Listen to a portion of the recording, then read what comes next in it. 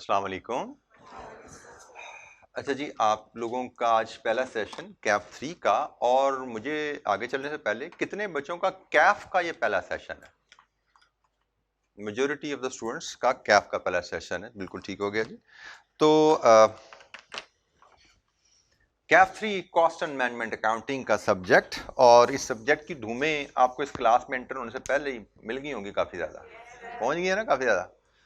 तो ये बात तो सच है, बात है रुसवाई की कि इस सब्जेक्ट के जो एग्जाम्स 2 दफ़ा पिछली दफ़ा आए हैं, रिसेंट ही ये ट्रेंड में चेंज आया है कि 2 लास्ट एग्जाम्स आए हैं वो काफ़ी चैलेंजिंग आए हैं, जो कि खैर इस दफ़ा भी, पिछली दफ़ा भी हमने आई कैप से काफ़ी प्रोटेस्ट एज अ टीचर जो कर सकते थे हमने किया। इस दफ़ा भी हमने आई कैप से प्रोटेस्ट रजिस्टर करवाया है।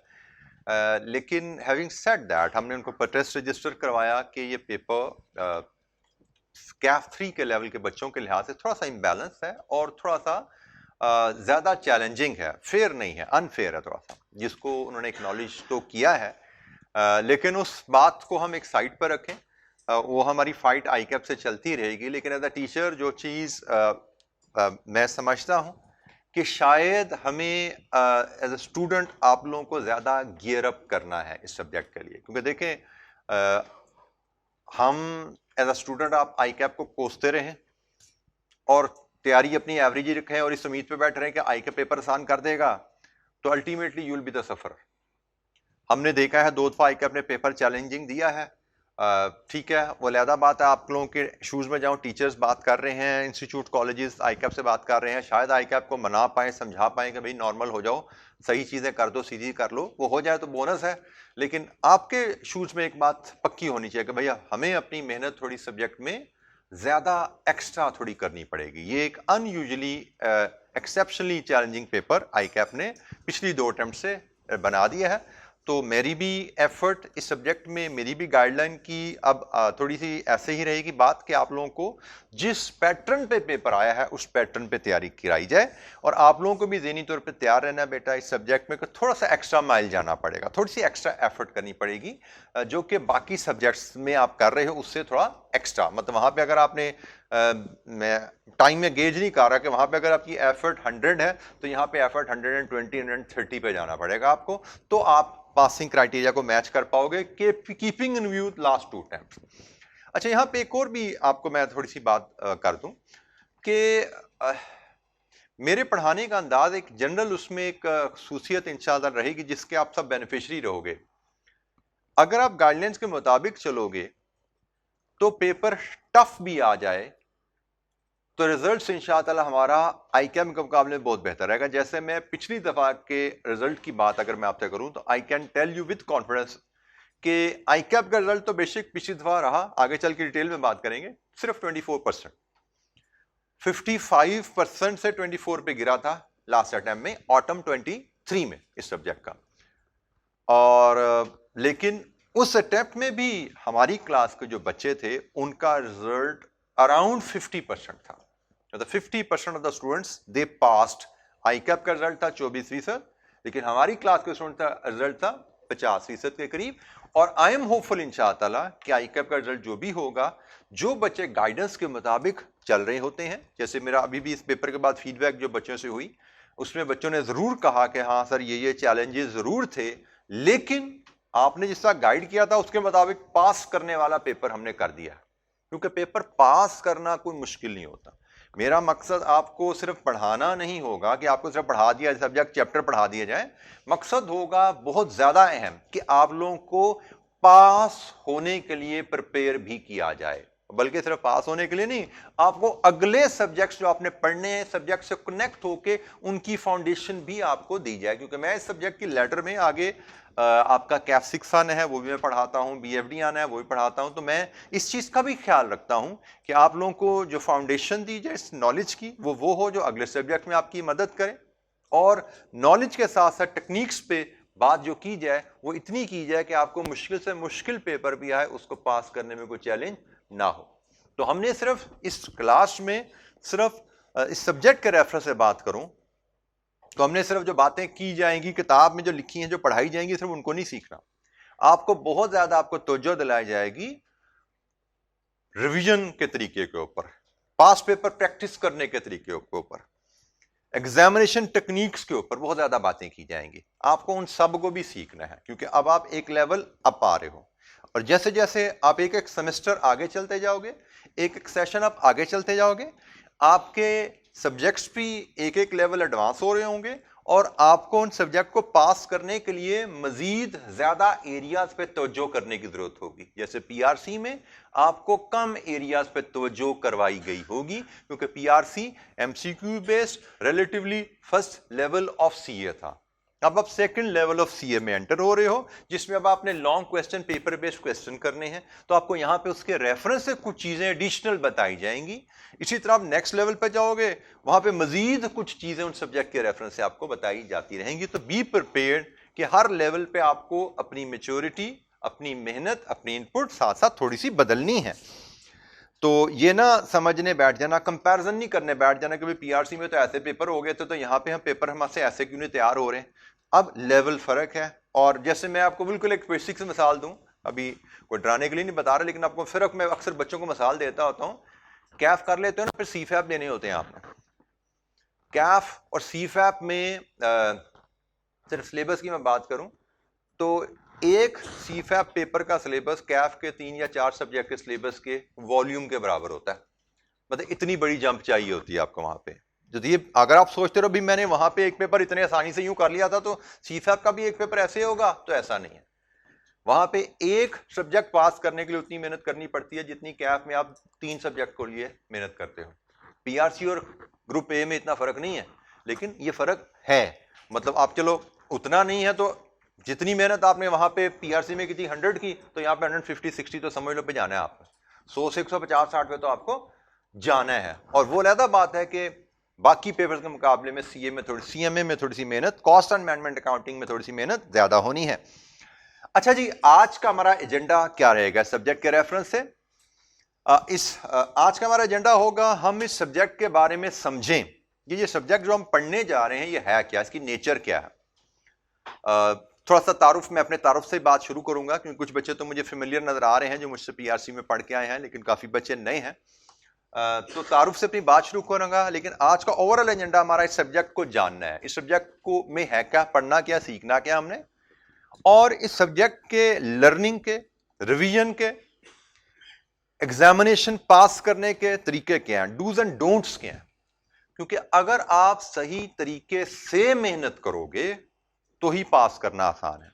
सिर्फ मेहनत करना काफी नहीं होता बेटा, सही तरीके से, सही डायरेक्शन में मेहनत करना जरूरी होता है। जो आपको तरीके बताए जाएं उन तरीकों के मुताबिक चलना जरूरी होता है। तो इन पे हमने बात करनी है आज इंशाअल्लाह ताला। Starting with my brief introduction, लेकिन उससे पहले एक छोटा सवाल मेरे ज़हन में आता है, पूछना भूल गया। आप में से कितने स्टूडेंट्स हैं जिन्होंने पीआरसी राइज से नहीं किया? हाथ खड़ा करें जिन्होंने पीआरसी राइज से नहीं किया। कुछ तकरीबन 10% करीब। ठीक है बेटा, थैंक यू। अच्छा, starting with my brief introduction, मैंने बेटा अपना सीए किया था कंप्लीट 99 में केपीएमजी तासीर हादी, पाकिस्तान की टॉप फर्म, वहां से।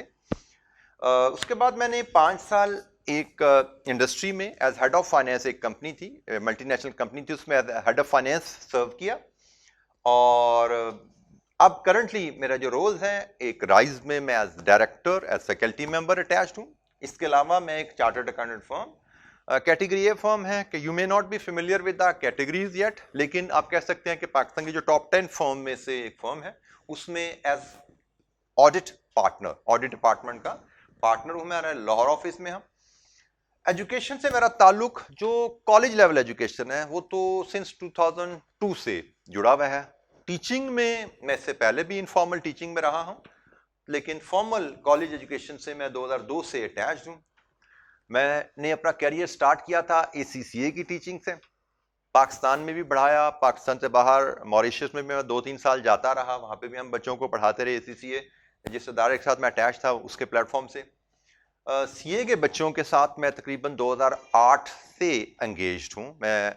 और जो सीए में मेरा पोर्टफोलियो है करंटली, वो ये 4 सब्जेक्ट्स हैं जनाब, PRC2, CAF3, CAF6 and business finance reason CFA4। मैंने सबसे पहले बाय द वे पढ़ाना ही ये सब्जेक्ट शुरू किया था CA के स्टूडेंट्स को 2008 से। फिर ये सब्जेक्ट जो है ना, इसका एडवांस लेवल पेपर कभी CA फाइनल में CFAP में भी होता था, CA में। अब हमारा ना ये जो सब्जेक्ट हम पढ़ने जा रहे हैं कॉस्ट एंड मैनेजमेंट अकाउंटिंग, हमारे पूरे CA में इस सब्जेक्ट का एक ही पेपर है, कैप 3। पहले दो होते थे, एक कैप में एक CFAP में।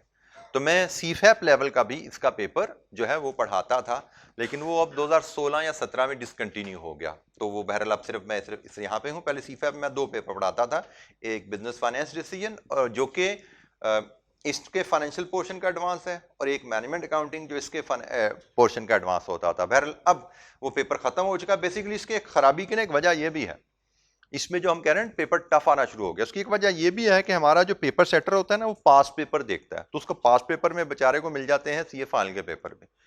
तो बात का तो क्वेश्चन पास पेपर्स देख के बना रहा होता है, तो CA के फाइनल के क्वेश्चन देख के आप लोगों के कैप 3 के क्वेश्चन बन जाते हैं। ये हमने चीज हाईलाइट की है। ICAP को इस दफा रिसेंट टाइम में प्रॉब्लम जो आई है 2 दफा से, तो हमने बड़ी स्ट्रिक्टली इसको हाईलाइट किया है। होप कि इंशाल्लाह चीजें बेहतर होंगी, बट हमने भी अपनी तैयारी को बेहतर करना है। तो कुछ ICAP को हम समझाएंगे और कुछ आप लोगों से मेहनत करेंगे इंशाल्लाह, तो मिलजुल के इंशाल्लाह रिजल्ट हम इंशाल्लाह बेहतर ही यहाँ पे ले पाएंगे। अच्छा जी, ये जी मेरी थोड़ी सी ब्रीफ कहानी थी। इसमें थोड़ा सा मैं 1-2 चीजें ऐड कर दूं। मैंने 99 में जो CA किया था, अल्हम्दुलिल्लाह उस ज़माने में, आजकल तो माशाल्लाह मेरे स्टूडेंट ही सैकड़ों हैं, जो CA करने वाले तो हज़ारों होंगे, लेकिन सैकड़ों ऐसे हैं जिन्होंने विदाउट फेलियर CA कर चुके हैं। लेकिन जब मैंने CA किया था 99 में, विदाउट एनी फेलियर मैंने CA किया था। विद इन आर्टिकल मैंने अपना CA कंप्लीट किया था, ट्रेनिंग के दौरान ही अपना CA कंप्लीट किया था।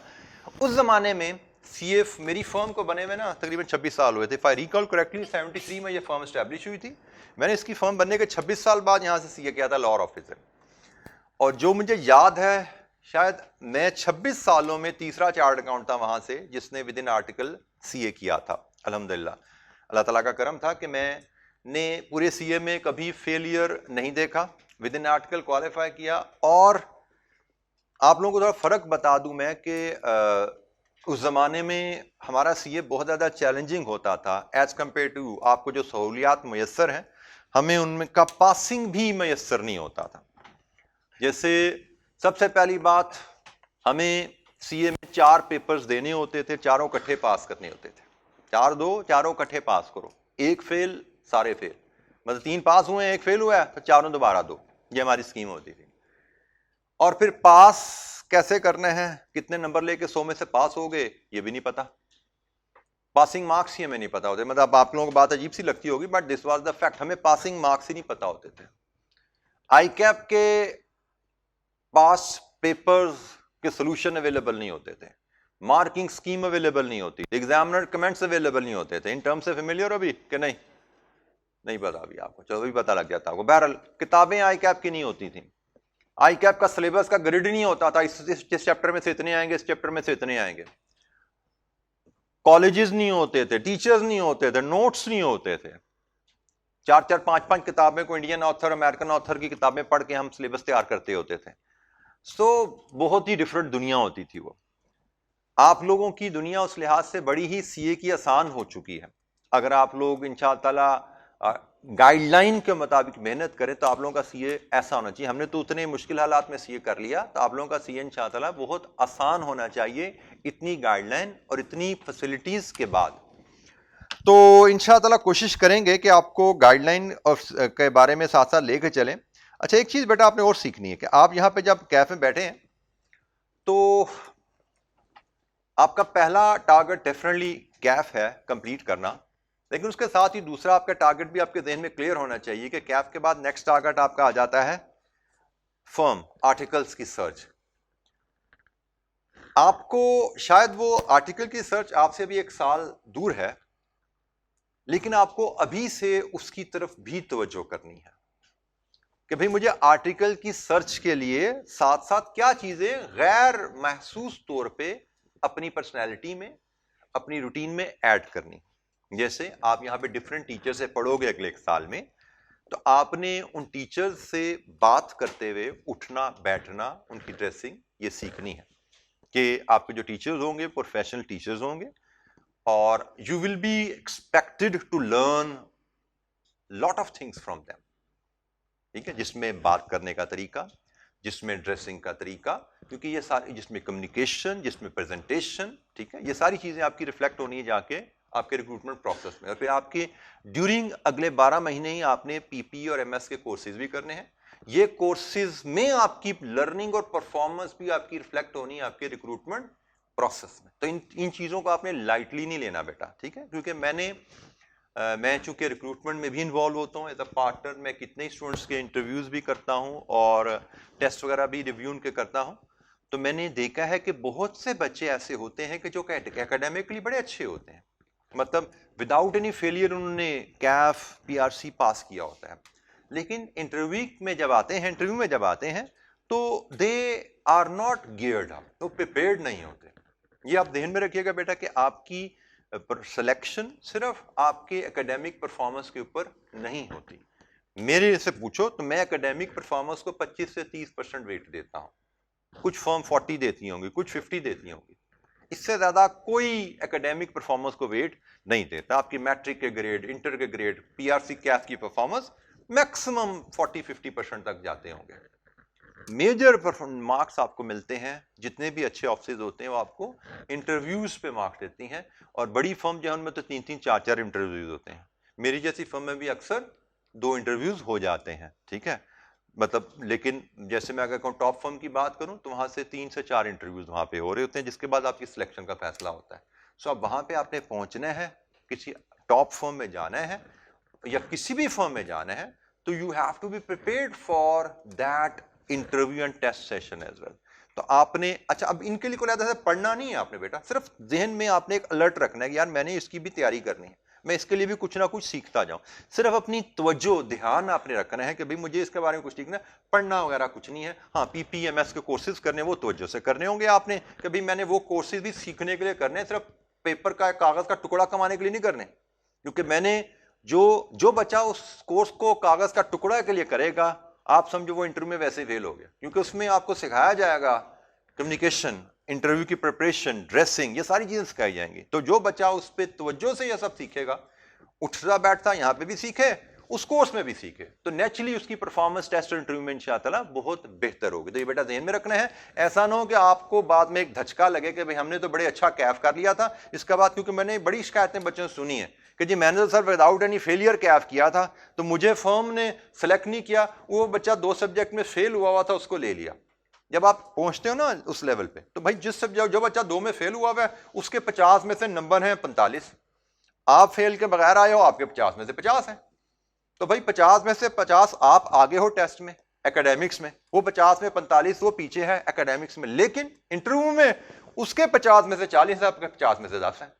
ये चीज आपको नजर नहीं आती, ठीक है ना। तो टोटल तो बन गए उसके 95 या 85, आपके बन गए 45 से 55 या 60, इतना फर्क बन गया। इतना फर्क पड़ जाता है बाज़ औक़ात अगर आप इंटरव्यू में अच्छा परफॉर्म नहीं करते तो, ठीक है। तो ये बेटा इस चीज को ज़हन में रखना है कि ये पूरा जो अगले 12 महीने आपने सिर्फ पढ़ना तो है ही है, लेकिन साथ अपने आपको ज़हनी तौर पे अलर्ट रखना है, भाई मुझे इन चीज़ों पे भी तवज्जो रखनी है, मुझे इन चीज़ों को भी सीखते जाना है गैर महसूस तौर पे। हम टीचर भी कोई ना कोई रोल प्ले करते रहते हैं, इंस्टीट्यूट भी रोल प्ले करता है। जैसे रिसेंटली मुझे ये पॉइंट क्यों ज़हन में आ गया, हमने अभी रिसेंटली राइस के पेज पे एक पॉडकास्ट जाहिद साहब ने अपलोड किया था हामिद सईद साहब के साथ, ठीक है, दैट वाज वेरी इंफॉर्मेटिव। तो आपको इस तरह की चीजों पे तवज्जो देनी है, अपने जहन में रखो, टारगेट्स अपने क्लियर रखो आपके क्या है, अपनी आप प्रोफेशनल लाइफ में आप एंटर हो चुके हो। जो बच्चा जितना सीरियस, कमिटेड और अलाइंड होगा अपने ऑब्जेक्टिव्स के साथ, वो इतना स्मूथली, उतना कामयाबी से सफर में आगे जाएगा। आपका ऑब्जेक्टिव आपके सामने होना चाहिए। अच्छा जी, तो हम बात शुरू करते हैं इस सब्जेक्ट के बारे में। ये सब्जेक्ट है क्या जो हम पढ़ने जा रहे हैं? Cost and management accounting. Financial accounting के सब्जेक्ट से आप लोग फेमिलियर हैं। आपका पीआरसी में क्या नंबर था इसका? पीआरसी नंबर था 4, पीआरसी 4 था, इंट्रोडक्शन टू अकाउंटिंग। ऐसे देख रहे हो, फाइनेंशियल अकाउंटिंग नहीं पढ़ा हुआ, क्या पढ़ाया गया था वहां पे आपको? फाइनेंशियल अकाउंटिंग था ना वो, introduction to accounting, that was financial accounting. तो आपको इंट्रोडक्शन टू अकाउंटिंग में फाइनेंशियल अकाउंटिंग पढ़ाई गई है। PRC4 आपका सब्जेक्ट था। फाइनेंशियल अकाउंटिंग में आपको क्या सिखाया गया था? It is a branch of accounting that keeps track of companies financial transaction. Company की फाइनेंशियल ट्रांजैक्शन का ट्रैक रखती है। अगर हम इसको एकेडमिक किताबी डेफिनेशन में बात करना चाहें, कोई बच्चा बता सकता है किताबी डेफिनेशन इसकी क्या है? Any volunteer? किताबी डेफिनेशन क्या थी फाइनेंशियल अकाउंटिंग की? क्या सीखा आपने उस सब्जेक्ट में? एज अ सब्जेक्ट आपको क्या सिखाया गया भाई? कौन बताएगा? मॉनिटरिंग ट्रांजैक्शन, मॉनिटरी ट्रांजैक्शन की रिकॉर्डिंग। थोड़ा और बेहतर एलैबोरेटेड बात, कोई खास टर्म भी यूज होती थी ना, कोई क्लासिफिकेशन, कोई कैटेगराइजेशन, कुछ की बात भी थी। और फाइनली फिर रिजल्ट की reporting in the shape of financial statements. Basically financial accounting में आपने जो सीखा है, फाइनेंशियल ट्रांजैक्शन की कैटेगराइजेशन, उसकी कैटेगरी के मुताबिक कुछ रेवेन्यू ट्रांजैक्शंस थी, कुछ कैपिटल नेचर की ट्रांजैक्शन थी, उनकी कैटेगरी के मुताबिक उनको रिकॉर्ड करना और उनके रिजल्ट्स को समराइज करना in the shape of financial statements. तो फाइनेंशियल स्टेटमेंट्स कौन कौन सी थी जो आपने बनानी सीखी थी वहां पे? फाइनेंशियल स्टेटमेंट कोई एक बच्चा हाथ खड़ा करके बताता जाए, फाइनेंशियल स्टेटमेंट्स में क्या क्या शामिल है? एक, स्टेटमेंट ऑफ फाइनेंशियल पोजीशन। दूसरी, statement of profit and loss. तीसरी, स्टेटमेंट ऑफ कैश फ्लोज। चौथी, statement of changes in equity. चले, चेंजेस इन इक्विटी हो गई या कैश फ्लोज हो गया। और फिर नोट्स टू फाइनेंशियल स्टेटमेंट्स। ठीक है जी। तो हमारी फाइनेंशियल स्टेटमेंट के कंपोनेंट्स क्या ले, ये हमें बताया गया। तो फाइनेंशियल अकाउंटिंग में हमने सीखा था कि हम अपनी बिजनेस की फाइनेंशियल ट्रांजैक्शंस को रिकॉर्ड कैसे करते हैं डेबिट क्रेडिट की मदद से, और उन ट्रांजैक्शंस के रिजल्ट्स को इन स्टेटमेंट्स में हम कैसे प्रेजेंट करते हैं। ये फाइनेंशियल स्टेटमेंट्स में आपको फाइनेंशियल अकाउंटिंग में सिखाया गया। आप फाइनेंशियल अकाउंटिंग से रिलेटेड नेक्स्ट सब्जेक्ट एक और अभी आप पढ़े होंगे कैफ 1 में, जिसमें इस सब्जेक्ट को फाइनेंशियल अकाउंटिंग को आगे लेकर चला जाएगा। डिफरेंट टॉपिक्स, डिफरेंट स्टेटमेंट्स के बारे में मजीद एडजस्टमेंट, मजीद एलैबोरेटेड एग्जाम्पल्स, क्वेश्चंस आपको करने सिखाए जाएंगे, ताकि आप प्रैक्टिकल रियल लाइफ क्वेश्चंस को डील कर सको, रियल लाइफ कंपनीज की फाइनेंशियल स्टेटमेंट्स बना सको। अच्छा, ये हमारा सब्जेक्ट जो है वो कॉस्ट एंड मैनेजमेंट अकाउंटिंग है। ये दो अलहदा सब्जेक्ट्स होते हैं, लेकिन चूंकि बहुत क्लोजली कनेक्टेड हैं, इसलिए अक्सर किताबों में इनको इकट्ठा ही पढ़ाया जाता है। दो अलहदा सब्जेक्ट है, ये कॉस्ट अकाउंटिंग अलहदा है, मैनेजमेंट अकाउंटिंग अलहदा है, और ये दोनों सब्जेक्ट्स हमारे सिलेबस में, हमारी किताब में 16-17 चैप्टर हैं, इनमें हम पढ़ने जा रहे हैं। कॉस्ट अकाउंटिंग क्या है?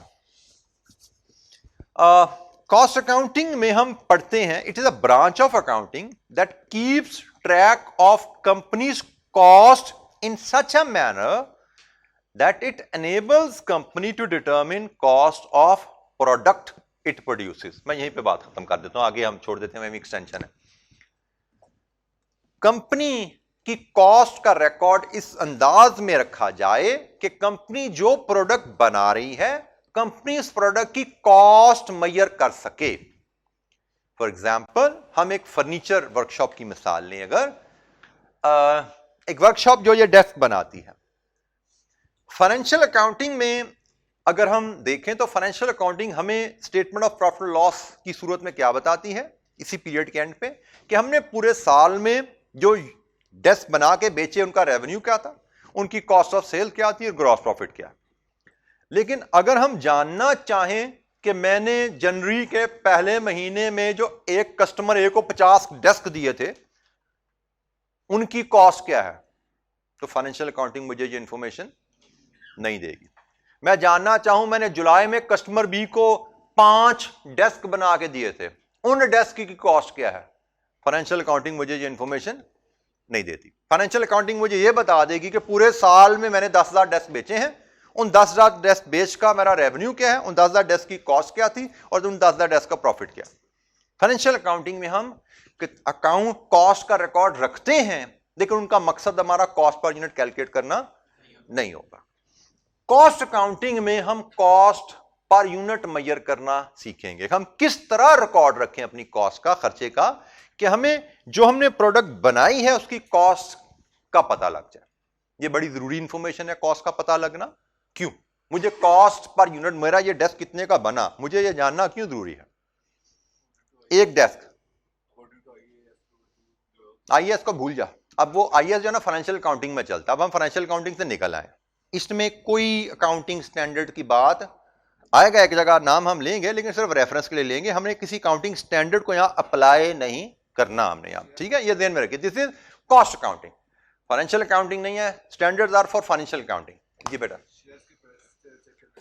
बेटा मेरा डेस्क कितने का बना, इसका किस कंपनी के शेयर की प्राइस से ताल्लुक है?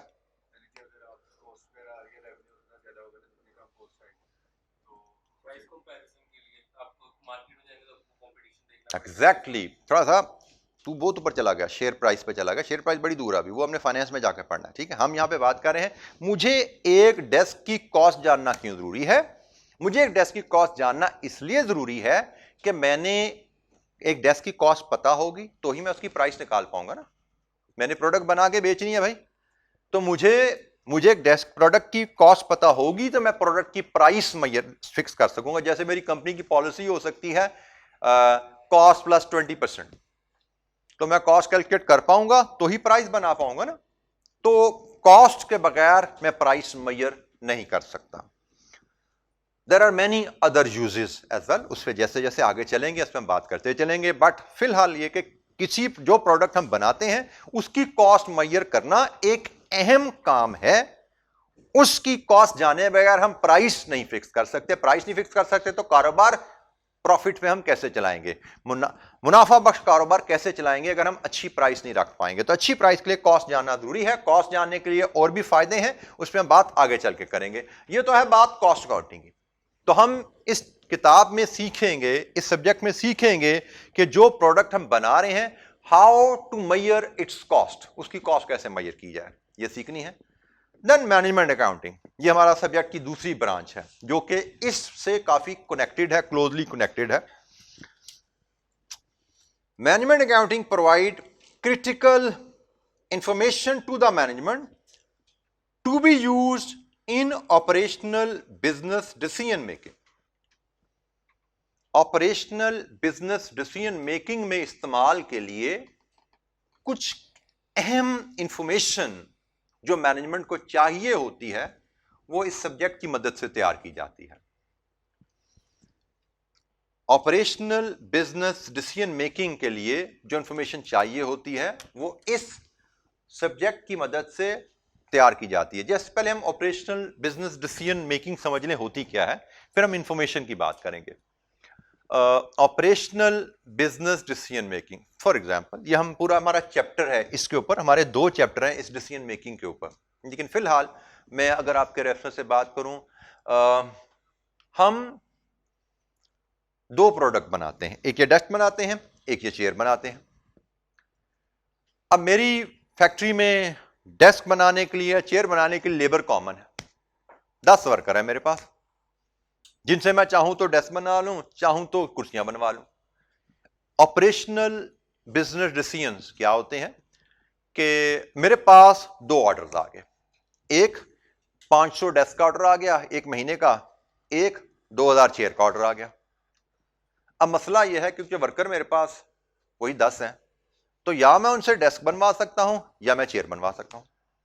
This is decision making situation कि भाई मैं क्या बनवाऊं उनसे, डेस्क बनवाऊं या chair बनवाऊं।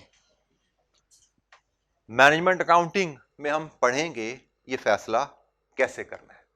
This is called operational business decision making, और ये फैसला कैसे करना है ये मैनेजमेंट अकाउंटिंग हमें सिखाएगी कि ये फैसला करने के लिए मुझे क्या इंफॉर्मेशन चाहिए, वो इंफॉर्मेशन मैंने कैसे बनानी है, वो मैं इस सब्जेक्ट में पढ़ूंगा। ये तो एक एग्जाम्पल थी, इसके अलावा और एग्जाम्पल भी हो सकती है बिजनेस ऑपरेशनल डिसीजन मेकिंग की।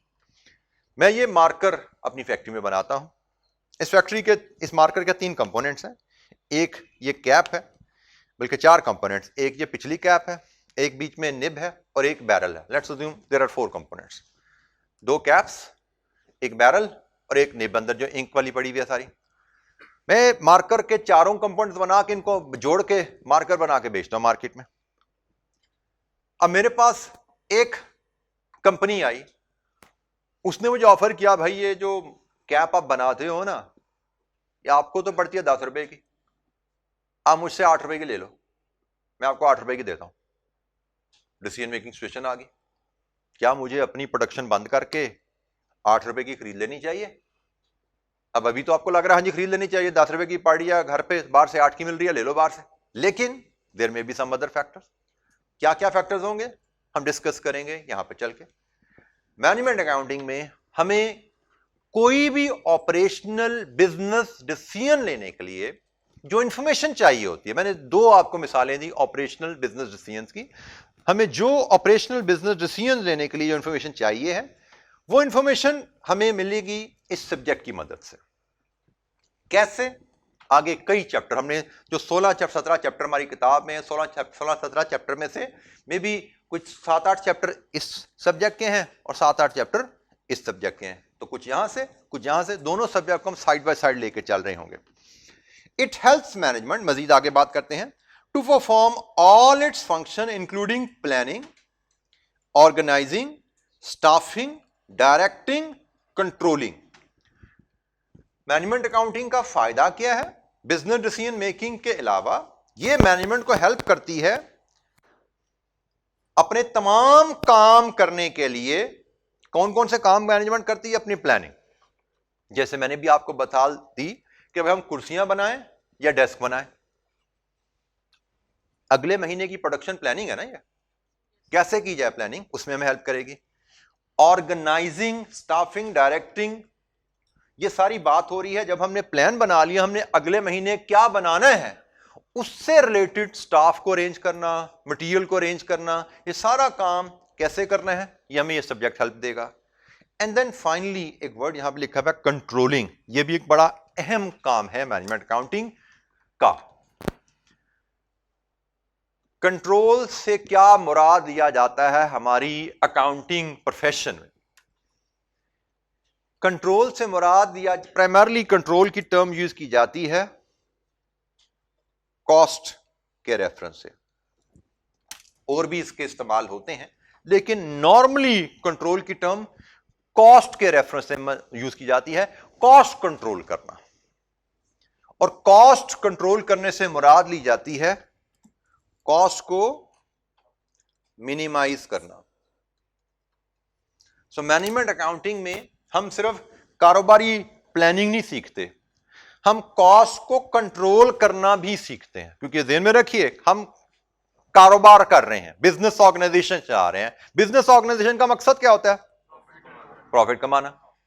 तो प्रॉफिट कमाना नहीं है, ज्यादा से ज्यादा प्रॉफिट कमाना है।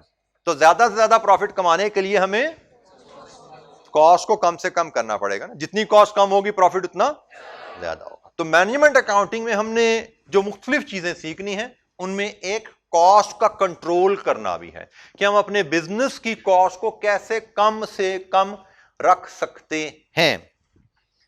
तो ये जनाब हमारा कॉस्ट, और ये दो टॉप सब्जेक्ट्स, मैंने जैसे कहा दो सब्जेक्ट्स हैं, लेकिन अक्सर किताबों में हम इकट्ठा पढ़ते हैं इनके करीबी ताल्लुक की वजह से। वो ताल्लुक क्या है, थोड़ा आगे चलेंगे तो ताल्लुक भी हाईलाइट हो जाएगा आप लोगों को इंशाअल्लाह। जी, एनी क्वेश्चन? बेटा एक आपने रूटीन ज़हन में रखनी है, किसी स्टेज पे कोई बात आपको समझ ना आए, you must raise your hand. Class में सवाल पूछने से कभी ना हिचकिचाएं। ये कभी ना सोचिएगा क्लास में कि मेरा सवाल कहीं बेवकूफाना ना लगे, ऐसा कतन नहीं होता। अगर आप क्लास में तवज्जो से बैठे हुए हैं और आप कोई भी सवाल पूछ रहे हैं, वो बेवकूफाना बिल्कुल नहीं होगा। यू मे थिंक, लेकिन ऐसा नहीं है। और कभी भी ना हिचकिचाइएगा, क्योंकि ये भी आपकी, जो मैंने कहा ना, इंटरव्यू प्रिपरेशन का एक हिस्सा रहेगा। क्लास में क्वेश्चन पूछना भी आपकी इंटरव्यू प्रिपरेशन में, आपके एक सब्जेक्ट की प्रिपरेशन में भी आपके लिए हेल्पफुल रहेगा, और इंटरव्यू प्रिपरेशन के लिए भी आपकी कम्युनिकेशन, आपका बोलना आपके लिए कंट्रीब्यूट कर रहा होगा। जी जनाब, एनी क्वेश्चन? कोई बात जो अभी तक हुई, थोड़ी बहुत बातें हमने जो की हैं, मैंने सिर्फ आपको फाइनेंशियल अकाउंटिंग से डिफरेंशिएट करके बताया कि फाइनेंशियल अकाउंटिंग आप इंट्रो में पढ़ के आगे हो, आपने इसका R1 भी पढ़ना है, R2 भी पढ़ना है, और फाइनल में जाओगे ना, वहां पे भी दो सब्जेक्ट्स में आप इसको पढ़े होगे। फाइनल में आपका एक होगा अकाउंटिंग का सब्जेक्ट और एक MSc 1 का सब्जेक्ट। तो ये सब्जेक्ट जो है आपने बार बार पढ़ना है, बहुत आगे तक पढ़ना है। इस सब्जेक्ट में जो हम typically cost and management accounting की बात करें, तो ये सब्जेक्ट का एक ही पेपर है हमारे पास, पूरे CS स्ट्रीम में कैफ 3। इस सब्जेक्ट में कुछ बेसिक नॉलेज है जो आगे कैफ 6 में अप्लाई होगा, कुछ कॉन्सेप्ट है जो कैफ 6 में जाएंगे, टॉपिक नहीं कोई जाएगा वहां पे। अकाउंटिंग है ना, टॉपिक जाएंगे। जैसे आपने फाइनेंशियल स्टेटमेंट्स पढ़ी है ना, इंट्रो में पढ़ ली ना फाइनेंशियल स्टेटमेंट, आप MSA 1 भी पढ़े होगा ना, वहां पे भी फाइनेंशियल स्टेटमेंट ही पढ़े होगे, उसी के कंपोनेंट्स देख रहे होगे, लेकिन एडवांस लेवल पे जाते जाओगे।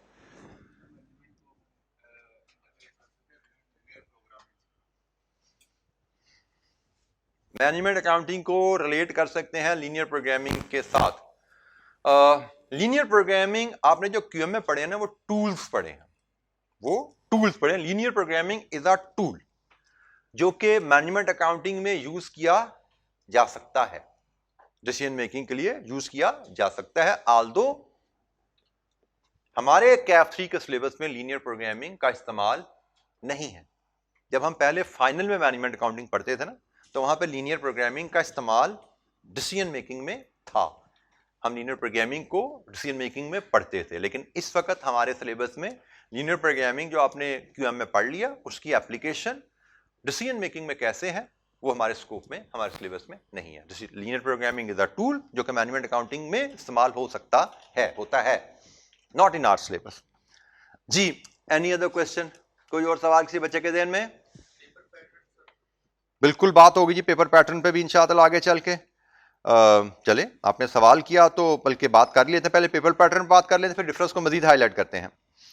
अच्छा जी, पहले तो पेपर पैटर्न से पहले ये मैं बात आपको ऑलरेडी कर चुका हूं, इसका पास रेट्स बहुत अच्छा एक्सीलेंट चल रहा था सब स्प्रिंग 23 में, 40, 36, 55। यहां पे एकदम 55 से 24 आया ऑटम 23 में, जिसको मैंने शुरू में आपको तवज्जो दिला दी थी, और ये भी मैंने रेडी रखा हुआ है। इसका अल्लाह ही बेहतर जानता क्या होने वाला है, क्योंकि पेपर तो इस बार भी काफी चैलेंजिंग रहा। जितना चैलेंजिंग ये पेपर रहा था, उसी तरह ICAP का ये पेपर भी चैलेंजिंग रहा। और मैं यहाँ पे आपको ऑलरेडी बता चुका हूं कि ये ICAP के रिजल्ट हैं। हमारा क्लास का रिजल्ट लास्ट टाइम भी 50% के करीब था, ये भी क्वेश्चन मार्क है, ये वक्त आएगा तो पता लगेगा। अच्छा जी, प्रोफेशनल एग्जामिनेशन में पास रेट्स आप अभी निकल के आया PRC में, जिसमें आपने पास रेट एंजॉय किए हैं 80%, 90%, 100%। अब वो कहानी MCQs वाली अब खत्म होगी, अब आगे है paper based. Paper based examination में दुनिया में 30% से अबव जो पास रेट होते हैं ना, दे आर कंसिडर्ड एवरेज। इनको हम एवरेज पास रेट कहते हैं, ये एवरेज है। 40% क्रॉस कर जाएं और 50 चले जाएं ऊपर, ये तो एक्सीलेंट और आउटस्टैंडिंग हो गया ना। ये 30% एवरेज पास रेट होता है प्रोफेशनल एग्जामिनेशन में, 40% एक्सीलेंट हो गया और ये आउटस्टैंडिंग हो गया। तो हमारा रिजल्ट आउटस्टैंडिंग से, एवरेज से आउटस्टैंडिंग के दरमियान चल रहा था, पिछली टर्म में बिलो एवरेज चला गया। इस बात अल्लाह बेहतर जानता है, बट अगेन ये ICAP के रिजल्ट है, हमारी क्लास के रिजल्ट इससे इंशाअल्लाह बहुत बेहतर ही रहेंगे। बट एक चीज यहाँ पे हाईलाइट है कि ये चैलेंजिंग पेपर बन गया है पिछली अटेम्प्ट से, और इस वक्त पेपर जो आया एग्जाम में उसने भी बता दिया भाई चैलेंजिंग है, जरा मुश्तरी होशियार बाश रहे।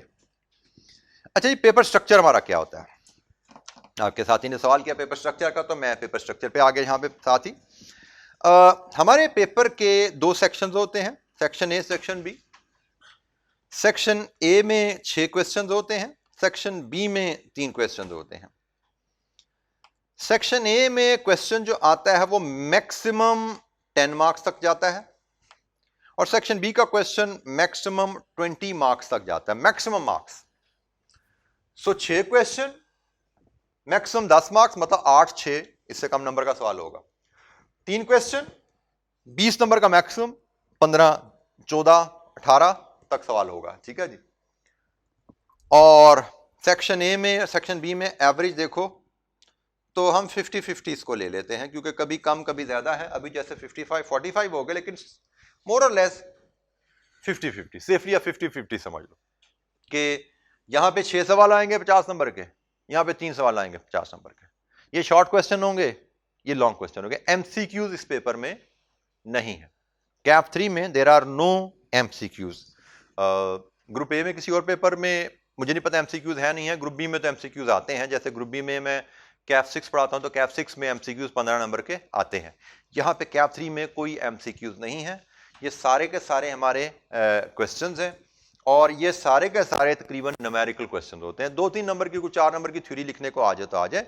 नॉर्मली हमारा कैप 3 का पेपर न्यूमेरिकल, आप कह सकते हो सेफली 95% से 100% न्यूमेरिकल पेपर हमारा होता है। तो टोटल 9 क्वेश्चन हमारे पास बनते हैं। अच्छा जी, ये क्वेश्चंस आईकैप ने अपने सिलेबस को बांटे हैं 3 ग्रेड्स में, ए, बी, सी। मैं अभी इन ग्रिड्स की बारीकियों में नहीं जाता, हमारा पूरा सिलेबस इन 3 ग्रिड्स में बटा हुआ है। डिफरेंट चैप्टर्स यहां पे तकसीम हुए में है और हर ग्रिड में आईकैप ने अपने मार्क्स बता दिए हैं। भाई ये जो चैप्टर्स हैं इनमें से कितने मार्क्स टेस्ट किए जाएंगे एग्जाम में, इन चैप्टर्स में से कितने और इन चैप्टर्स में से कितने मार्क्स। और फिर आगे हमारे पास पास पेपर एनालिसिस है। ये पास पेपर एनालिसिस भी आपका किताब जब आप लेंगे तो किताब में ये पास पेपर एनालिसिस भी शामिल है, सिवाय रीसेंट अटेम्प्ट के ये एनालिसिस में अपडेट नहीं हुआ हुआ, बाकी सारा पास पेपर एनालिसिस आपका शामिल है। ये डॉक्यूमेंट मैं आपसे ग्रुप में भी शेयर कर लूंगा ताकि किसी बच्चे को अगर कोई मिसिंग भी हो तो ये आपके पास पहुंच जाए। इसमें अगेन मैं डिटेल में नहीं जाने लगा, जो चीज़ दिखाने वाली है वो सिर्फ यह है कि भाई जितने मार्क्स आईकैप ने कहे हैं लगभग उसी रेंज में मार्क्स टेस्ट कर रहा है। बाय द वे आईकैप जो एग्जामिनर में ये मार्क्स देता है ना, ये इंडिकेटिव होते हैं। ये आईकैप ने अपनी स्कीम में बताया हुआ है, इससे ±10% हो सकता है। मतलब 35 का, जैसे यहाँ पे हम देख रहे हैं 31 तक जा रहे हैं, और 45 का जाने को 50 तक जा सकता है लेकिन गया नहीं है। ठीक है, तो इस रेंज से थोड़ा बहुत बाहर जा सकते हैं। तो हम देख रहे हैं कि लगभग जैसे आईकैप ने कहा था वैसे ही रहे हैं। 20 से 30 स्ट्रिक्टली 20 से 30, 30 से 40 स्ट्रिक्टली 30 से 40, यहाँ पे एक नंबर से ऊपर गया है, दैट्स इट। इधर 35 की जगह 31 तक गए हैं, 45 से ऊपर नहीं गए। तो यहां पे हम देखें 31 मिनिमम, 39 मैक्सिमम। इस ग्रिड में 26 मिनिमम, 30 मैक्सिमम। इस ग्रिड में 33 मिनिमम, 41 मैक्सिमम। तो जो रेंज हमें दी गई है उस रेंज के मुताबिक ही टेस्ट हुआ हुआ है। और आप एक और चीज नोट करोगे, बदल बदल के चैप्टर्स बदल बदल के आईकैप टेस्ट कर रहा है। चैप्टर कभी कौन से बदल बदल के आईकैप टेस्ट करता है। ये टॉपिक में सिर्फ एक ही टेस्ट हुआ है। बहरहाल हमें जो चीज यहां पे देखने की है कि भाई डिफरेंट चैप्टर्स हैं, आईकैप बदल बदल के टेस्ट कर रहा है। कुछ चैप्टर्स ऐसे हैं जिनमें फ्रीक्वेंसी बहुत ज्यादा है, जैसे ये चैप्टर है, हर अटेम्प्ट में सवाल आया हुआ है। कुछ चैप्टर ऐसे हैं जिनमें से बहुत फ्रीक्वेंसी कम है, जैसे ये चैप्टर है जिसमें से सिर्फ एक दफा सवाल आया हुआ है, हर अटेम्प्ट में सवाल आया हुआ है। 2 दफा मिस हुआ, हर अटेम्प्ट में सवाल आया। 3 दफा मिस हुआ, 3 दफा सवाल आया। बदल बदल के कुछ कंसिस्टेंट है, लेकिन ज्यादातर चैप्टर्स ऐसे हैं जिनमें बारी बारी सवाल कभी आ रहे हैं कभी नहीं आ रहे। अच्छा, यहां से जो चीज हमें सीखनी है बेटा, और पूरे सीए स्टडी में आप ध्यान में रखना, अगर आप सीए को कॉन्फिडेंटली पास करना चाहते हो तो कभी भी सीए में सिलेक्टिव स्टडीज नहीं करनी। सिलेक्टिव स्टडीज कभी भी सीए में नहीं करनी। कुछ एरियाज इंपॉर्टेंट रहेंगे, बल्कि ये मैं कहूंगा ये कुछ एरियाज बहुत इंपॉर्टेंट रहेंगे, कुछ एरियाज एवरेज इंपॉर्टेंस के होंगे और कुछ एरियाज लीस्ट इंपॉर्टेंस के होंगे। हमने हर एरिया को तैयार करना है, उसकी इंपॉर्टेंस के हिसाब से ही करेंगे। हम जो ज्यादा इंपॉर्टेंट है उनको ज्यादा टाइम दे देंगे, जिनकी एवरेज इंपॉर्टेंस है उनको एवरेज टाइम दे देंगे, जिनकी इंपॉर्टेंस कम है उनको कम टाइम देंगे। लेकिन हम जीरो तैयारी किसी चैप्टर की नहीं करेंगे। ये आपने पक्की बात बेटा अभी से पल्ले से बांध लो, और आखिर तक सीए कंप्लीट होने तक इस चीज को भूलना नहीं आप कि हमने कभी भी सिलेक्टिव स्टडी नहीं करनी। क्योंकि सिलेक्टिव स्टडी में मैं अभी मिसाल पिछली क्लास पढ़ा रहा था, उसमें ना आईकैप सिलेक्टिव स्टडीज वालों को बड़ी जल्दी पकड़ के बड़ी बुरी तरह पटाई कर देता उनकी। कैसे पटाई हुई? जैसे इस दफा उसने क्या किया, 2 सब्जेक्ट्स हमारे में कैप 6 की भी क्लास ली, 2 चैप्टर थे, ठीक है, अटेम्प्ट वाइज एनालिसिस था उनका। आईकैप ने पिछले कोई 6 अटेम्प्ट से चल रहा था, एक अटेम्प्ट में इस चैप्टर से सवाल दिया, दूसरी में इधर से सवाल दिया, तीसरी में इधर से दिया, चौथी में इधर से दिया, इसका चलता आ रहा था। फिर 5वीं में इधर से दिया, 6ठी में इधर से दिया। तो मतलब इधर छुट्टी होगी, इधर छुट्टी होगी, इधर छुट्टी होगी, इधर छुट्टी होगी, ये इस तरह पैटर्न से चलता आ रहा था। और मैं हर दफा बच्चों को बताता था भाई पैटर्न तो बड़ा क्लियर है, पैटर्न बड़ा क्लियर है, लेकिन आई कैप कभी भी इस पैटर्न को बदल सकता है। कभी भी आई कैप को एग्जामिनर की एक्सपेक्टेशन ना बिल्ड करो, आई कैप से एग्जामिनर की एक्सपेक्टेशन ना निकालो कि कौन से टॉपिक से कौन से चैप्टर सवाल देगा कौन से नहीं देगा। जैसे आई कैप ने इस दफा इस पैटर्न को बदल दिया, इस दफा आई कैप ने क्या किया, इसको रिपीट कर दिया। अब जो बच्चा तो पैटर्न पे चल रहा था, पक्का पैटर्न था, कितनी देर से चलता आ रहा था भाई, पक्का था, उसने कहा भाई इस दफा तो सवाल यहां से आने, इसको छोड़ भी दूं तो खैर। तो जिस बच्चे ने इसको छोड़ा था तो वो यहां पे 12-14 नंबर का सवाल आया, 13 नंबर का सवाल था, 0 हो गया होगा। तो हमने कभी भी ऐसा नहीं करना। आपको कभी लग भी रहा है कोई चैप्टर अहम है ज्यादा और कोई चैप्टर की लाइक्लीहुड आने के चांसेस कम है, तो भाई जिसके चांसेस आपको कम लग रहे हैं उस पर थोड़ी कम मेहनत कर लेना, जिसके चांसेस ज्यादा लग रहे हैं उस पर ज्यादा मेहनत कर लेना। हम इस तरह चलेंगे, कभी भी किसी चैप्टर को हम 0 करके नहीं चलते। तो मैं इस चैप्टर, इस पास्ट पेपर एनालिसिस की डिटेल में आपके पास नहीं जा रहा, सिर्फ इसको मैं इसलिए डिस्कस कर रहा हूं कि हमारे पास कुछ चैप्टर्स अहम हैं, कुछ ज्यादा अहम है, कुछ एवरेज इंपॉर्टेंस के हैं, कुछ लेस इंपॉर्टेंस के, हम सबको कवर करेंगे। जो ज्यादा अहम है उनको ज्यादा टाइम दे देंगे, जो कम अहम है उनको कम टाइम देंगे। मेरी क्लासरूम में भी ऐसा टाइम जाएगा, आपकी रिवीजन प्रैक्टिस भी ऐसे ही जाएगी। आपने खुद भी अपनी प्लानिंग ऐसे ही लेकर चलनी है भाई, छोड़ना कुछ नहीं है, ये ध्यान में रखिएगा। जो बच्चे चैप्टर कोई टॉपिक छोड़ के जाएंगे आसान समझ के, लेस इंपॉर्टेंट समझ के, उनकी पता नहीं कब पकड़ हो जाए, किस एग्जाम में पकड़ हो जाए। तो कॉन्फिडेंस से एग्जामिनेशन में जाके पास होने का इरादा करना है, तो इंशाअल्लाह फुली सिलेबस कवर करके जाना है। अच्छा जी, सिलेबस, हमारे पास मटेरियल हम क्या यूज करेंगे, ये हमारे पास ये किताब है कैप 3 की, ये है एडिशन, 4th एडिशन है, ये आप एडिशन लेंगे। इस एडिशन में जो सिर्फ रिसेंट अटेम्प्ट है स्प्रिंग 24 की, दैट इज मिसिंग। ऑटम 23 का क्वेश्चन भी इसमें पेपर इसमें लगा हुआ है।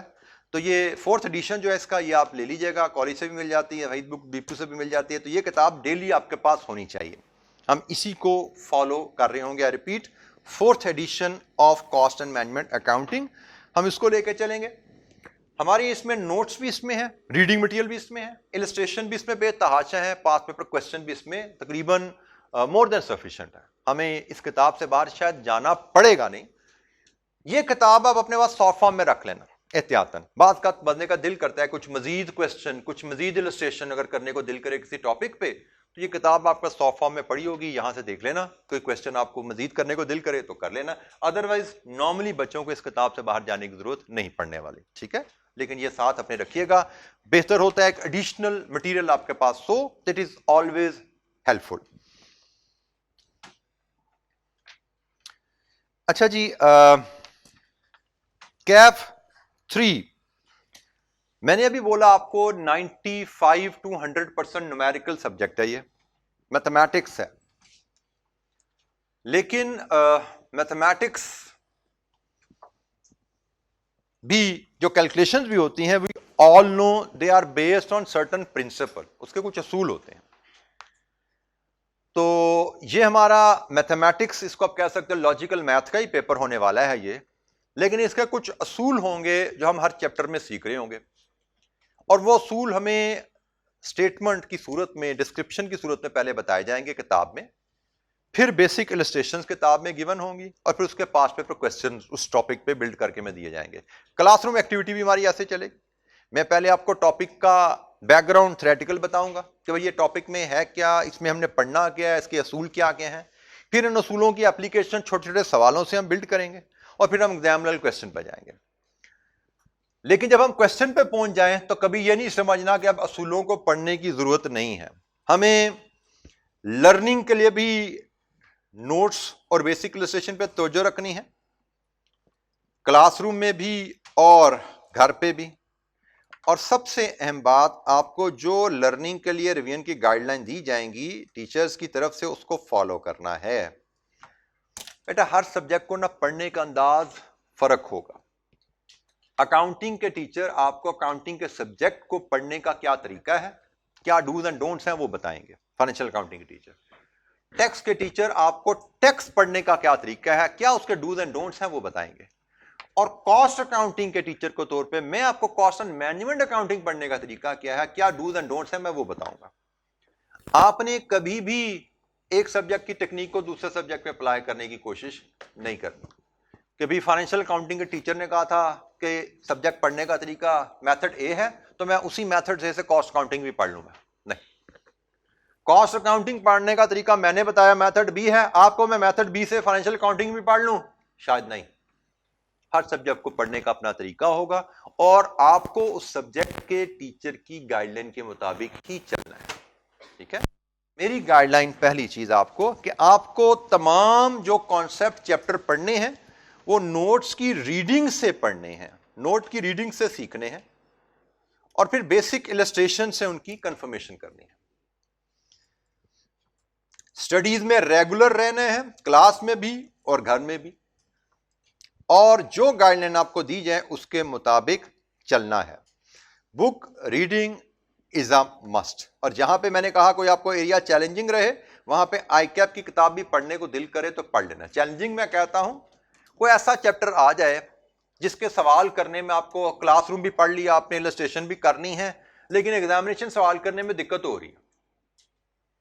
हमारे बच्चों की एक आदत होती है, टेंडेंसी होती है कि सवाल करने में दिक्कत हो रही है तो सवाल पे सवाल करते जाते हैं।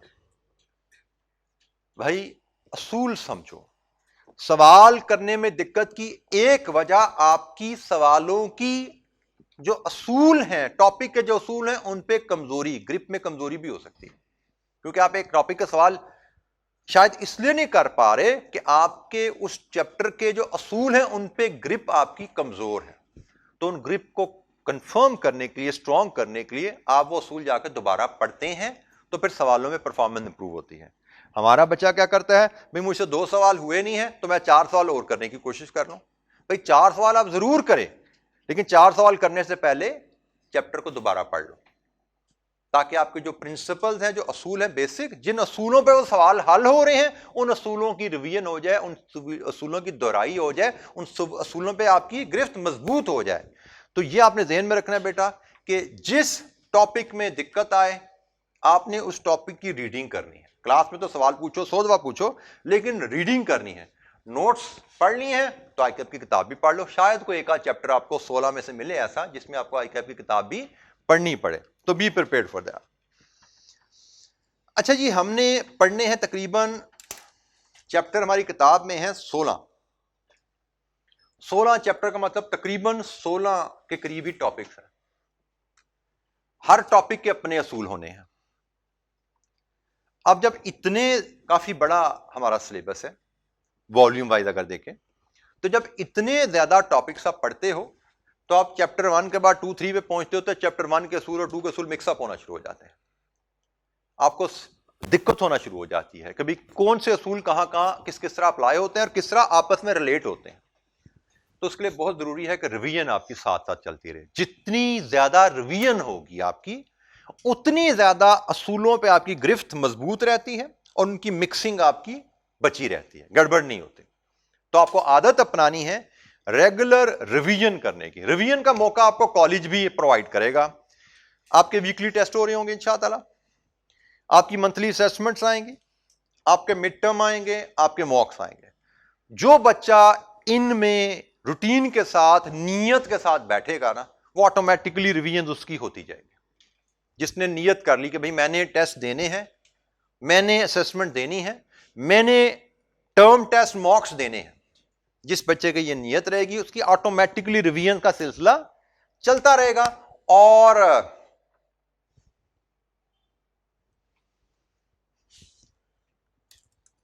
जो टॉपिक पे ग्रिप्स हैं वो हमारी स्ट्रांग रहेंगी, चीजें लूज नहीं होती। रिवीजन का मतलब होता है नोट्स को पढ़ना और बेसिक इलस्ट्रेशन को पढ़ना। हमने कभी भी रिवीजन को प्रैक्टिस से मिक्सअप नहीं करना। ये एक बहुत बड़ा इशू होता है, ये बहुत बड़ा प्रॉब्लम होता है। हमारे बच्चे, आपको कहा जी चैप्टर नंबर 1 रिवाइज कर लो, आप कहोगे चैप्टर 1 के 2 सवाल कर ले पास पेपर को तो हमारा चैप्टर रिवाइज हो गया। ऐसा नहीं होता। अब आप अभी आप क्यों पढ़ के आए हो, अब एक चैप्टर में से आपको 50 सवाल भी एक टीचर करा देता है ना, तो आपको आईकैप के सोल्यूशन में 51वां सवाल आता है ना, तो वो नया ही होता है। तो कहां पे आपको या 2-3 सवाल करके चैप्टर रिवाइज हो जाए। आपने 50 सवाल किए हो फिर भी चैप्टर रिवाइज नहीं होता। चैप्टर रिवाइज करने के लिए जरूरी होता है कि उसके असूल सारे जाके पढ़ो जो आपको चैप्टर पढ़ाते हुए टीचर ने आपको बताए थे। तो चैप्टर रिवाइज हमेशा असूलों से होता है। तो जब भी रिवीजन करनी है आपने नोट से करनी है, इलस्ट्रेशन से करनी है, सवालों से रिवीजन नहीं करनी। सवाल हम करते हैं अनसीन प्रैक्टिस करने के लिए। इसको मैंने हाईलाइट किया हुआ है, अनसीन क्वेश्चन को प्रैक्टिस करना। ये एक बड़ा अहम काम है, इस पर बड़ी डिटेल डिस्कशन आपसे करना चाहूंगा। इसके अलावा हमारे पास रिवीजन जब हम कर रहे होंगे, जब हम प्रैक्टिस कर रहे होंगे, तो प्रैक्टिस में हमारे पास मार्किंग की भी आएगी और प्रैक्टिस में हमारे पास एग्जामिनर कमेंट्स भी आएंगे। ये हमारे नोट्स में हमारे साथ शामिल है। मार्किंग की, एग्जामिनर कमेंट्स। कितने बच्चे इन दो टर्म से फेमिलियर हो चुके हैं अब तक? कम बच्चे हैं जो फेमिलियर हैं। मैं इनको जरा आप लोगों को पहले इनसे जरा फेमिलियराइज, इन दो टर्म से पहले फेमिलियराइज कराता हूं। यह है जी मार्किंग की का कॉन्सेप्ट। सवाल हमें आता है एग्जाम में, advise whether it will be beneficial to adopt EOQ. 10 नंबर। मैं ईओक्यू क्या उस पर नहीं जाता। फिलहाल आपने, क्या हमें ईओक्यू अडॉप्ट करना है? यस या नो? इसका जवाब तो यस या नो है। ठीक है, हमें ईओक्यू अडॉप्ट करना है। आंसर यस या नो है, लेकिन यस या नो के 10 नंबर नहीं होते। यस या नो तक पहुंचने के लिए आपको कुछ कैलकुलेशन परफॉर्म करनी पड़ती हैं। और यह है जनाब उस 10 नंबर का ब्रेकअप कि भाई फैसले पे पहुंचने के लिए आप ये वैल्यू कैलकुलेट करोगे, ये वैल्यू कैलकुलेट करोगे, ये वैल्यू कैलकुलेट करोगे, ये कैलकुलेट करोगे, ये कैलकुलेट करोगे, फिर यस या नो करोगे। यस या नो के तो सिर्फ 0.5 है नंबर। सवाल में पूछ रहा है यस या नो बताओ, 10 नंबर, लेकिन मार्किंग स्कीम बता रही है यस या नो के सिर्फ 0.5 है। यस या नो तक पहुंचने के लिए 1 2 3 4 5 स्टेप्स हैं और छठा स्टेप यस या नो का है। तो भाई this is called marking scheme. एक सवाल में जो आपको रिक्वायरमेंट दी जाती है, उस रिक्वायरमेंट के मुख्तलिफ हिस्से होते हैं। आंसर तक पहुंचने के डिफरेंट कंपोनेंट्स होते हैं जो हम हल करते हैं तो ही आंसर तक पहुंच पाते हैं। और मार्किंग स्कीम की अंडरस्टैंडिंग आपके लिए अहम क्यों है? अक्सर मैथमेटिक्स के सवाल आपने किए हुए हैं। आपको पता है कि स्टेप नंबर 1 से जो वैल्यू आती है स्टेप नंबर 2 में वो इस्तेमाल होती है, 2 की वैल्यू 3 में इस्तेमाल होती है एंड सो ऑन। तो अगर आपकी किसी एक स्टेप पे वैल्यू गलत आ गई तो आपका आंसर गलत होगा ना?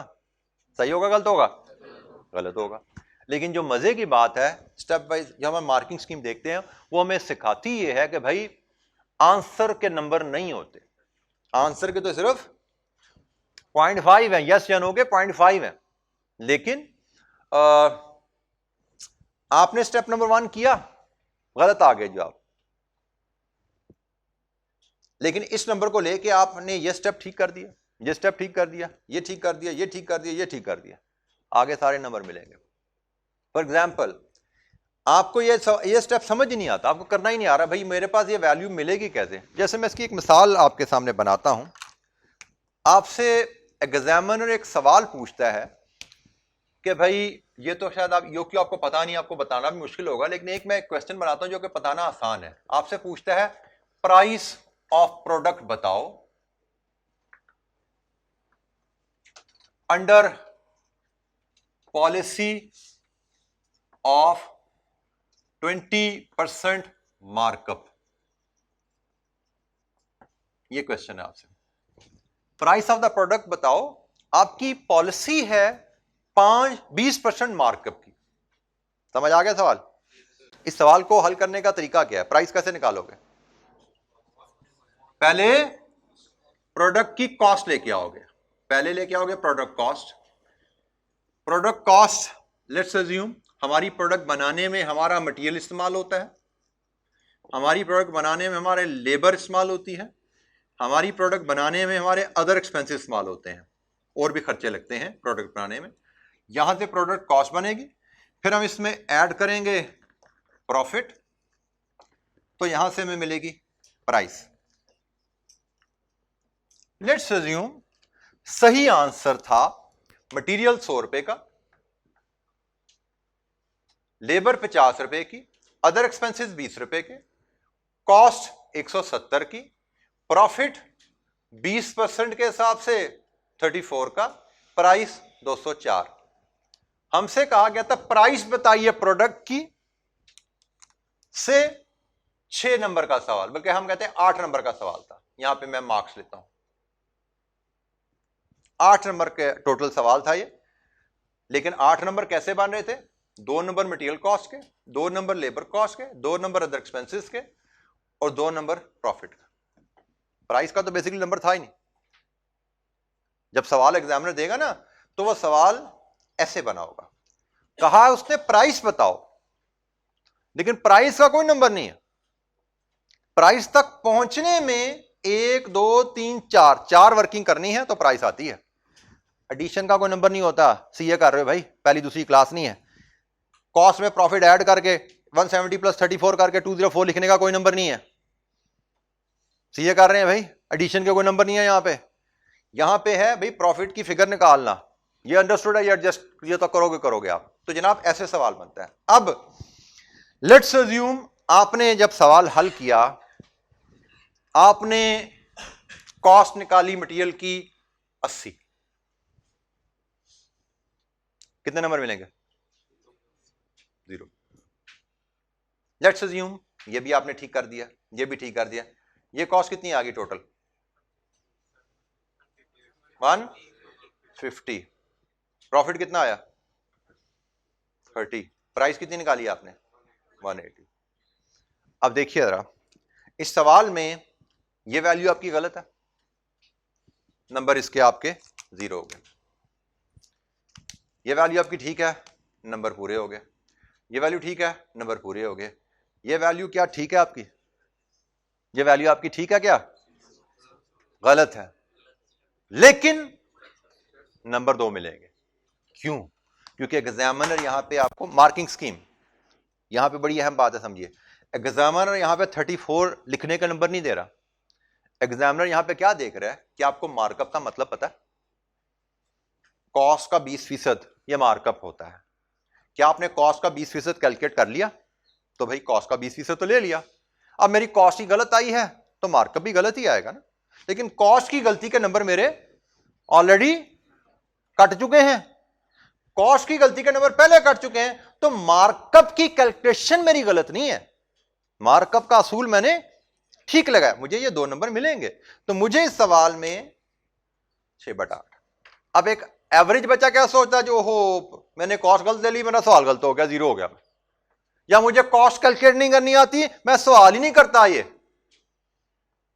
बच्चे के ज़हन में सोच के आती है मैं कॉस्ट कैलकुलेट नहीं कर सकता तो मैं ये सवाल ही नहीं करता, क्योंकि मेरा तो जवाब ही गलत आना है।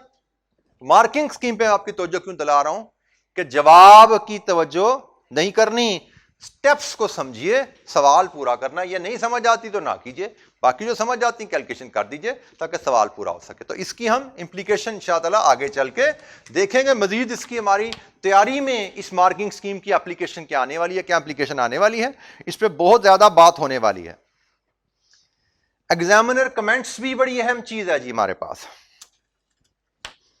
ये आपको पीआरसी में मुझे नहीं पता इस तरह अवेलेबल नहीं होता था लेकिन, है ना। अब ये देखिए होता क्या, हमारे 9 सवाल है ना, हमें हर सवाल का बताया जाता है पास रेशो क्या है, और हमें ओवरऑल पास रेशो भी बताई जाती है। ये ऑटम 23 स्प्रिंग 23 है। ओवरऑल 55% पास रेशो थी। हर सवाल में पास रेशो क्या रही, यहां पे देखो क्वेश्चन नंबर 3 में सिर्फ 1% बच्चा पास हुआ, मतलब ये सबसे चैलेंजिंग सवाल बच्चों का रहा। क्वेश्चन नंबर 2 में सिर्फ 2% बच्चा पास हुआ, ये भी बच्चों की परफॉर्मेंस बड़ी लो रही। मार्किंग स्कीम आपको बता रही है कि भाई कौन से एरियाज हैं जहां पे, कौन कौन से चैप्टर्स हैं, कौन कौन से टॉपिक हैं जहां पे बच्चे फंसे। जिस चैप्टर में, जिस टॉपिक में बच्चा फंसा, उस टॉपिक का सवाल तो मस्ट आना है। ये भी ध्यान में रखो, क्योंकि एग्जामिनर को पता लग गया भाई बच्चे इस एरिया में कमजोर हैं, शायद बच्चों ने सिलेक्टिव स्टडी करके इस चैप्टर को छोड़ा हुआ था, आसान समझ के, लेस इंपॉर्टेंट समझ के छोड़ा हुआ था, तैयारी नहीं थे, दोबारा डालो यहां से सवाल। एग्जामिनर कमेंट से हमें पता लग रहा है कि भाई किन एरियाज में बच्चों की परफॉर्मेंस अच्छी थी, किन एरियाज में परफॉर्मेंस कमजोर थी। जिनमें कमजोर थी उनके रिपीट होने का चांसेस बहुत ज्यादा हैं। तो ये 4 क्वेश्चन है जो रिलेटिवली कमजोर परफॉर्मेंस वाले सवाल हैं।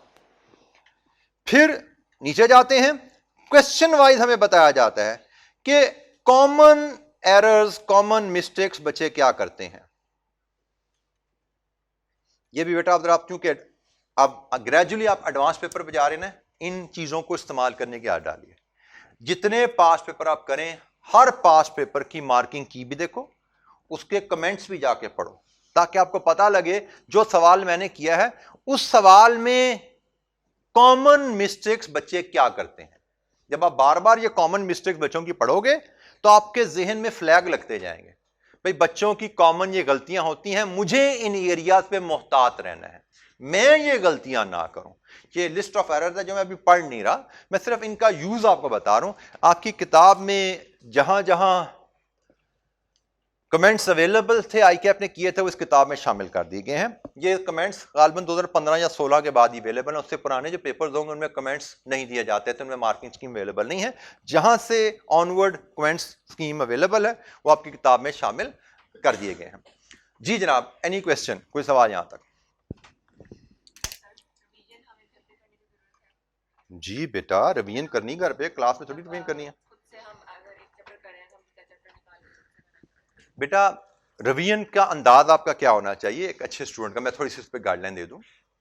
आपका पहला स्टेप होता है रोज का काम रोज करना। आपको जो आज पढ़ा दिया गया, आपका टारगेट है आज मैंने जाके उसको रिवाइज करना है आज का काम।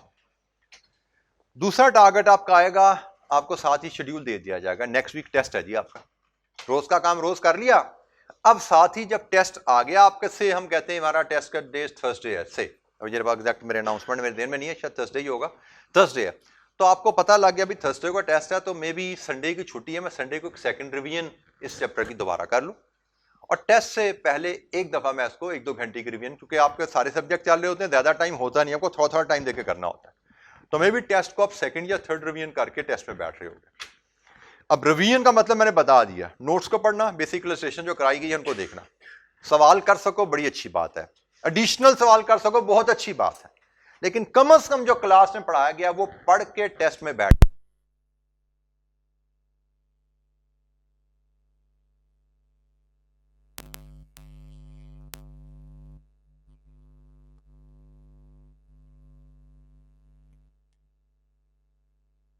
रिवाइज नहीं करना, सिर्फ बार बार रिवाइज करना है, और वो हमारे सिस्टम में बिल्ट इन है।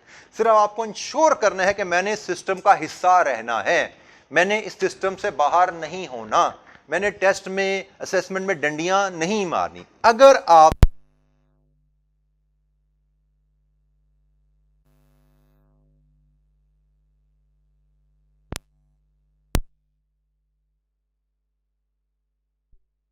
क्या कोई रिवीजन में कोई दिक्कत सामने आ गई, अगले दिन आते ही सवाल पूछिए, क्योंकि मेरी रूटीन रहेगी कि मैं जब भी नेक्स्ट डे आया करूंगा, पहला मेरा सवाल यही होता है कि कल की डिस्कशन से कोई सवाल है तो सामने लेके।